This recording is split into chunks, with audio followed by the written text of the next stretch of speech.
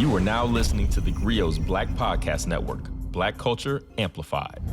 Here on theGrio Daily, we get a lot of questions, comments, DMs, and sometimes we'll answer some of them, sometimes we won't. But oftentimes the ones we don't answer are the ones we get the most. So today we're going to start a series that answers some of your most frequently asked questions. So I want to welcome you to theGrio Daily, the only podcast that will tell you why we are so obsessed with race. This is a question I get a lot in the emails. Why, I always got to talk about race. Why are Black people so obsessed with race? Why we make everything about race? And the answer to that question is, fairly simple, I think. And it is, we want to know the same thing. I mean, seriously, why are white people or Americans so obsessed with race?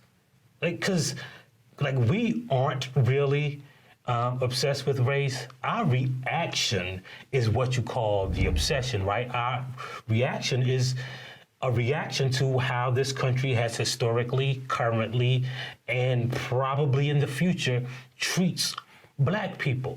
So to understand why we are obsessed with race, you have to understand a couple of things, right? First, we want to know why white people are so afraid of race, right? So y'all created it. We didn't create this whole thing, but now y'all think it's divisive. Y'all call it, a thing that separates people. And we're really just talking about issues that we see. Here's a great example, right? So when we're talking about politics, we'll often bring up, the Black vote, the Hispanic vote. We'll often talk about, nuanced political issues. But if we bring up the subject of the white vote, all of a sudden we're obsessed with race. And even the people who say that we're obsessed with race or bringing up race, we talk about, how Black people vote. They don't understand. So if we're talking about that, we want to know why white people continuously, over the past half century, have voted for one party and they're the only ones. So when you think about the political issues or political subjects, it's because everybody mostly agrees on them, right? Hispanics, Asians, and Black people overwhelmingly vote for the Democratic Party. Now, that doesn't mean that we believe the Democrats are for Black people. It means that a lot of times we're voting against the Republican Party.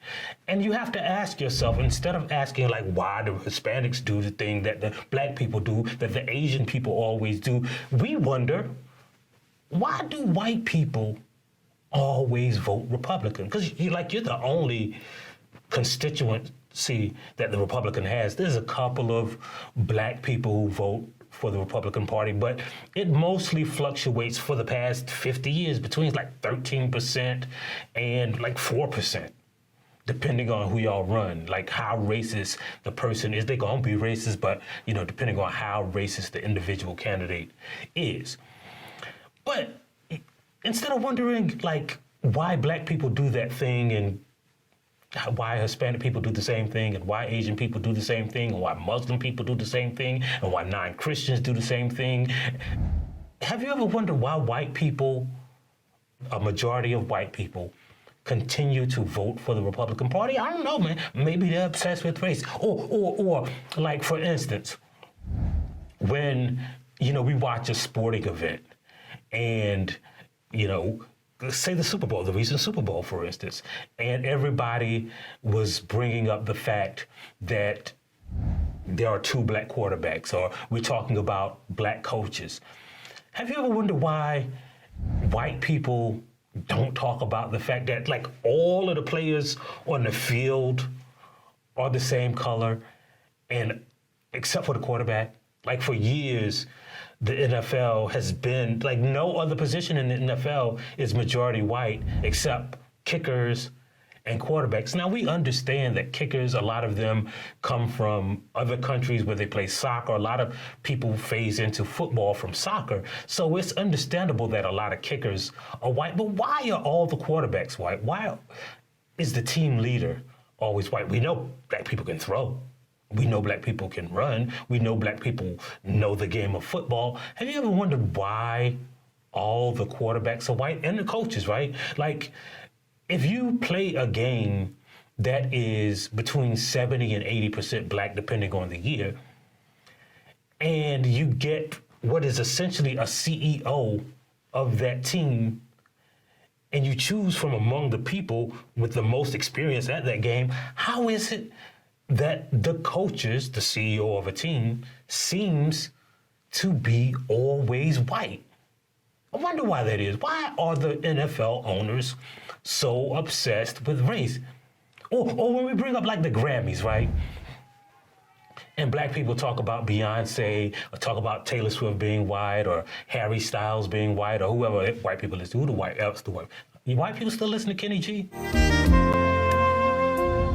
Well, anyway, when we bring up that fact that the Oscars, the Academy Awards, the Emmys always seem to go to white people, and they say that that's being divisive by injecting race into art or television or movies or music. What we're wondering is, why do white people always make the Oscars, the Emmys, the Tonys, the Grammys about race? Because ain't no, like, white people ain't selling the most music. White people didn't create the music. Black people disproportionately watch TV and attend movies. So why are all the awards so white? It must be because the voters in the Academy of Motion Picture Arts and Science, or the recording industry, or the Broadway, they must be obsessed with race. Like, why are white people so obsessed with race? I don't know, man. I wish somebody would tell me. That's a frequently black question, right? But perhaps the answer is that somebody, not you, not the person who's watching this, but somebody like a long time ago, created this country. And they wrote a constitution that was based on race. And then to participate in the democracy, the effort to participate was, black people were excluded, Jewish people were excluded, everybody but white people were excluded. And then like all of the heads of this country were white people, except for one guy. And white people ran the banks and owned the real estate and wrote the laws and controlled the education, and all of those institutions, from state legislatures to the Fortune 500 to the judicial system to the legislative system to every position and institution in this country, was controlled by white people. And those institutions that are controlled by white people disproportionately have inequalities that affect everybody except white people. So the next time you ask me why black people, or me in particular, are so obsessed with race, I think the answer is, I'll stop when y'all stop. Maybe I'll stop when you subscribe to this podcast, when you tell a friend about it, or maybe I'll do it when you download that theGrio app, or maybe I'll do it right after this saying that comes from Black America. And today's saying is, everybody wanna be black, but nobody wants to be black. We'll see you next time on theGrio Daily. If you like what you heard, please give us a 5-star review, download the theGrio app, subscribe to the show, and share it with everyone you know. Please email all questions, suggestions, and compliments to podcast@thegrio.com.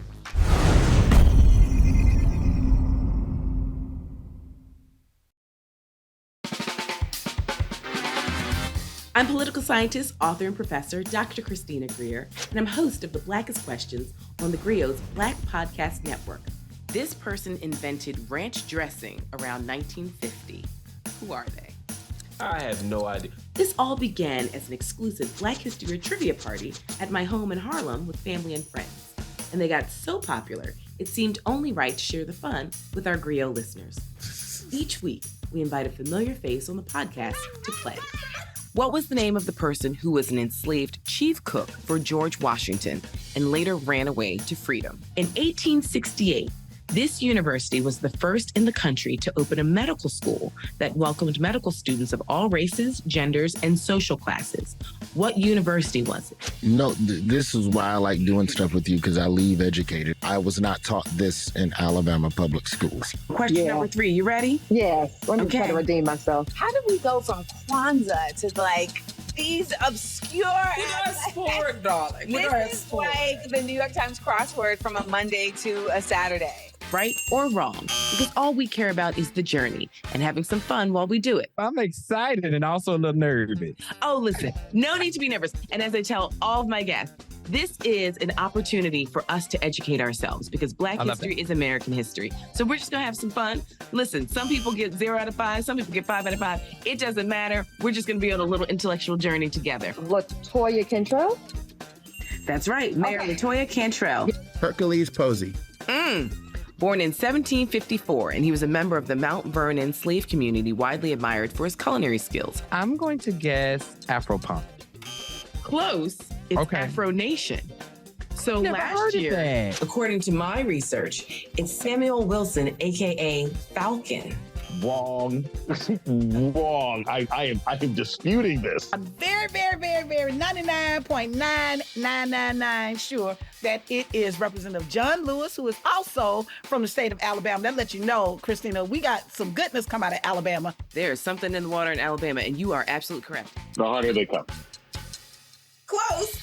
Oh, wait. The harder they fall? That's right. I'm one of those people that just changes one word. I mean, I know the song too well. I just don't know nothing today.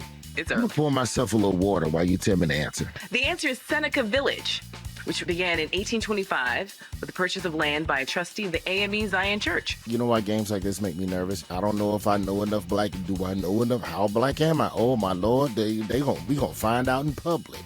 So give us a follow, subscribe, and join us on The Blackest Questions.